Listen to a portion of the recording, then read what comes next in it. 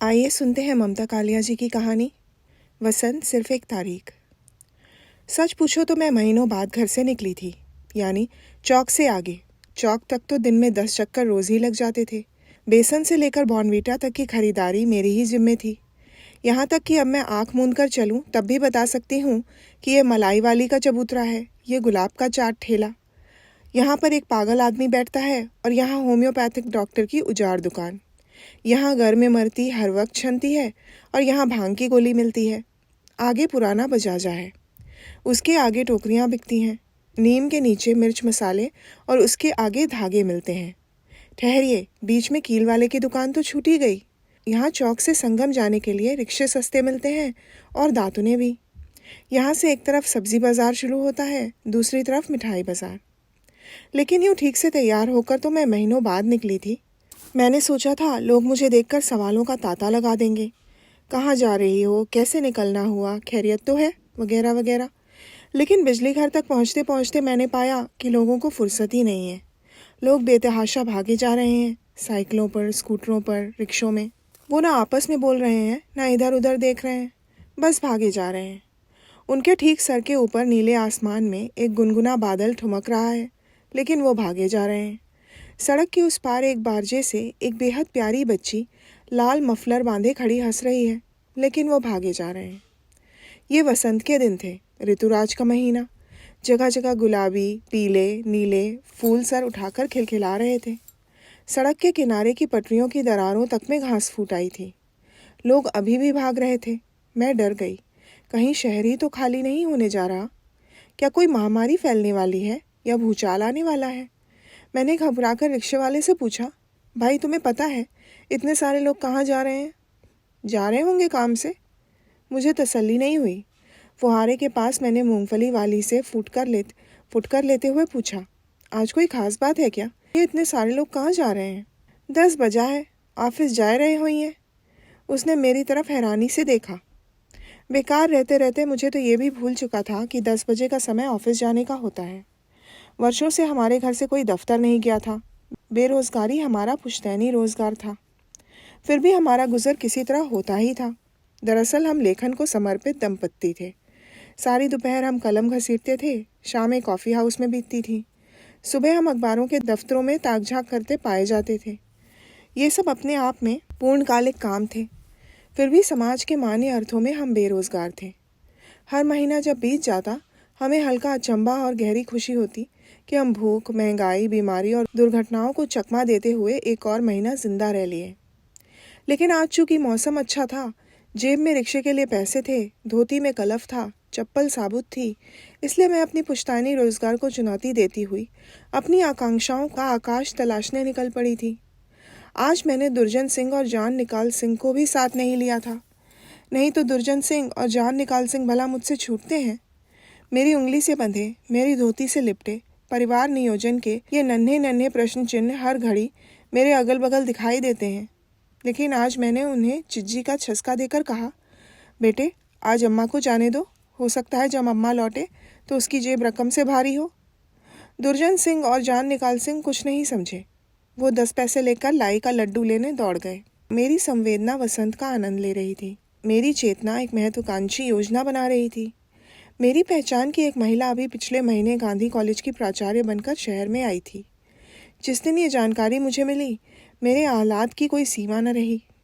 मुझे अनायास याद आ गया, गर्म कपड़ों के ट्रंक में सबसे नीचे गोल लपेट कर रखी गई अपनी डिग्रियां। इसी बीच कितने ही बार कपड़ों को धूप दिखाई गई थी। उनमें फिनाइल की गोलियां डाली गई थीं। कपड़े धुलवाए गए थे, जमाए गए थे, उठाए गए थे। यहाँ तक कि ट्रंक पर रोगन भी कराया गया था। लेकिन वो 2 कागज़ मेरी जड़ता के टेलीस्कोप बने वैसे ही पड़े रहे। इनसे जब मेरी पहचान हुई, ये प्राचार्या नहीं थी, मेरी प्राध्यापिका थी। ये छायावादी किस्म के गीत लिखा करती थी, जो हमें निराला, पंत और महादेवी वर्मा की कविताओं के साथ साथ अनिवार्य रूप से उनके कंठ से सुनने पड़ते थे। उनकी चापलूसी करने का अचूक तरीका ये था कि उनके गीत कंठस्थ कर लिए जाएं। इसी चक्कर में मैंने उनके बहुत से गीत याद कर डाले थे। उनके आगमन ने मेरे अंदर महत्वाकांक्षाएं जगा दी थीं। मैं बेरोजगार से बारोजगार होना चाहती थी। मैं घर का खूंटा छुड़ाकर आज़ाद होना चाहती थी। गांधी कॉलेज हूबहू वैसा कॉलेज था जैसा हर शहर में हर चौराहे पर होता है। केवल लड़कियों का यूनिफॉर्म भिन्न रंग का था। ये केवल इसी प्रदेश का कमाल था कि स्कूल को भी कॉलेज कहा जाता था। उसी तरह की प्राचार्या बनी श्रीमती शांता सक्सेना इस वक्त उसी तरह की एक टीचर से शाब्दिक हिंसा कर रही थी, जिस तरह युग युगों से प्राचार्याएं टीचरों से करती आ रही हैं। गांधी कॉलेज में दीवारों के अलावा कुछ भी गांधीवादी नहीं था। मेरे बैठने का उनके तापमान पर कोई असर नहीं हुआ। टीचर को पूरी तरह रुआंसा बनाकर वो मेरी ओर एक निहायती रूखे अंदाज में मुखातिब हुई। मैंने जल्दी से कहा, मैं आपकी भूतपूर्व छात्रा चंदा चौधरी, कुछ याद आया? उनकी त्योरियां घटी लेकिन मिटी नहीं। कहाँ? अच्छा, बरेली में? नहीं, रायबरेली में, मैंने कहा और हंस पड़ी। वो नहीं हंसी, वो हंस नहीं पाई। वो शायद अब हंसती नहीं थी। ओह, बड़ी पुरानी बात हुई है। कहो, क्या काम है? काम तो कुछ नहीं मिसेस सक्सेना, आपका लिखा एक गीत याद आ गया तो मिलने चली आई। नेह सरी में तिर रहे हैं भावना के दीप मेरे, उर्मियाँ उन्मुक्त मन से गा रही हैं गीत मेरे। स्मृति के गोदाम से मैंने बमुश्किल ये कबाड़ ढूंढ कर निकाला था। उन्होंने हैरानी से सुना, जैसे ये किसी और की कविता हो, और सिर हिलाया। अच्छी है, अब आज ऐसी चीज़ें लिखी कहाँ जाती हैं? अब तो गद्य पद्य नाटक फिल्में सब में घूम फिर कर बस सेक्स वैक्स ही होता है। मैंने प्रतिवाद करने के बजाय विषयांतर उचित समझा। मैंने बताया कि मैं उनकी कितनी प्रिय छात्रा थी, मुझे उनके कितने गीत अभी तक याद हैं और उनके मार्ग निर्देशन में मुझे काम करना कितना अच्छा लगेगा। खुश होकर वो अपनी मेज़ का दराज खोलने की कोशिश करने लगी। असफल होकर उन्होंने घंटी बजाई और एक मरियल सी दाई ने आकर फौरन दराज खोल दिया। तभी लड़कियों का झुंड आया। उनमें से एक लड़की ने आगे बढ़कर कहा, गुरुजी, हम पानी पीने बाहर जा सकते हैं, कॉलेज के नल बंद हो गए हैं। नल बंद हो गए हैं तो मैं क्या करूं? प्यासी बैठो, तुम लोगों को बाहर जाने का बहाना मिलना चाहिए। लड़कियां होठों पर जीभ फिराती वहां से हट गईं। मिसेस सक्सेना ने दांत पीसे। उफ, ये लड़कियां कॉलेज आती ही क्यों हैं? कभी इनकी किताब घर पर रह जाती है, कभी इनके पेट में दर्द उठ जाता है, कभी प्यास लगाती है, कभी इनकी माँ की तबीयत खराब हो जाती है। इसलिए तुमने देखा चंदा, मैंने बड़ा फाटक बंद कराया हुआ है। तब भी तो सुनती नहीं, फलांगने की कोशिश करती हैं। कितनी बार मैंने लड़कियों को खुद पकड़ा है अपने हाथ से। उन्होंने अपना गदगदा हाथ टेबल पर पूरा पसार दिया। गेट पर एक दाई हाथ में नीम की लचीली टहनी लिए हुए बैठी थी। आसपास मंडराती लड़कियों को वो ऐसे भगा रही थी जैसे कौवे भगा रही हूँ। मैंने देखा इस कमरे में जो भी आता उसकी शक्ल पर मुर्दनी छा जाती। अध्यापिकाएं पास रखी टेबल से चौड़े चौड़े उपस्थिति रजिस्टर उठाकर कमरे से बाहर क्लासों में जा रही थीं। उनके चेहरे पर मौसम का कोई रंग नहीं था। उनकी शक्लों पर बेहिसाब सुस्ती थी। चपल, चंचल, ताज़ा दिमाग बच्चों पर इनकी भंगिमा का क्या असर पड़ता होगा, ये पता लगाना मुश्किल नहीं था।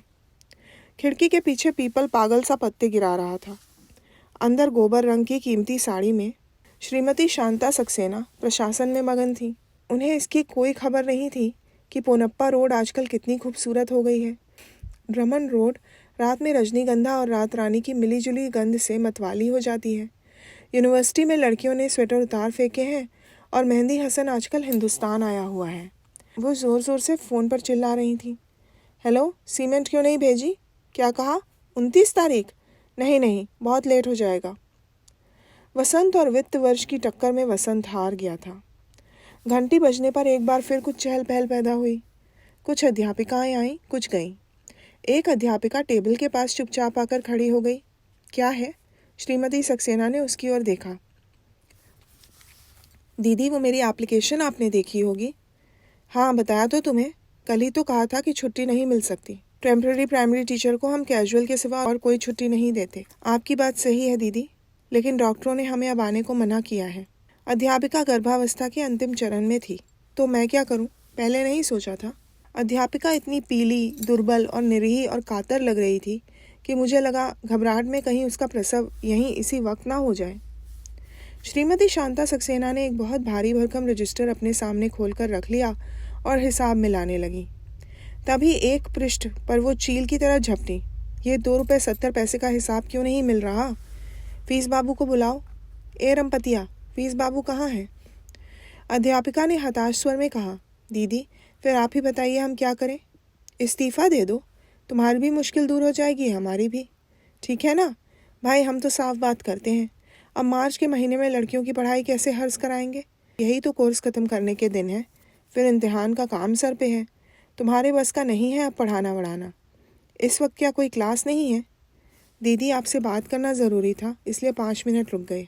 बस यही तो है, काम आधा पौना करती हो और छुट्टी मांगने में सबसे आगे। ऐसी हरकतों से तो परमानेंट भी कैसे होगी? आराम से घर बैठ के बच्चे पैदा करो। अरे काम करने के लिए डेडिकेशन चाहिए, आज की पीढ़ी में तो ये है ही नहीं। अध्यापिका मुंह लटकाए धीमे कदमों से सामने से हट गई। उसका चेहरा बेहद निराश और मृत लग रहा था। उसकी आंखों में कुछ ऐसी व्यग्रता थी जैसे प्राण निकलने से पहले चिड़िया की आंखों में होती है। बैठे बैठे मेरी कमर अकड़ गई थी। बीच में प्यास भी लगी थी, पर नल बंद होने की बात मुझे भी याद थी। मैंने उठने का उपक्रम किया। श्रीमती शांता सक्सेना ने कहा, अरे चंदा, तुम्हारी नौकरी का इंतज़ाम तो मैंने कर ही लिया है, संपर्क बनाए रखना। ये श्रीमती जी ज़्यादा से ज़्यादा 1 हफ्ते की मेहमान हैं। भाई तुम पुरानी छात्रा हो, तुम्हारी मदद हम नहीं करेंगे तो क्या गैर करेंगे? मेरे पैरों में कपकपी उठी, जैसे स्कूली दिनों में दौड़ने से पहले उठा करती थी। दिमाग में कोई दमामे बजा रहा था। शायद मैं उनके कमरे से शालीनतापूर्वक उठी थी, शायद मैं फाटक से बाहर आ गई थी, शायद मैं लड़खड़ाई नहीं थी, तभी तो इस वक्त मैं रिक्शे में बैठी थी। अगल बगल के फुटपाथों पर नगर महापालिका द्वारा लगाए गए नीले पीले गुलाबी फूल उसी तरह इतरा रहे थे, पर मैं उधर नहीं देख रही थी। मेरे अंदर एक वसंत अभी अभी झुलस कर मर गया था। तो ये थी ममता कालिया जी की सुंदर कहानी वसंत सिर्फ एक तारीख। सुनने के लिए धन्यवाद।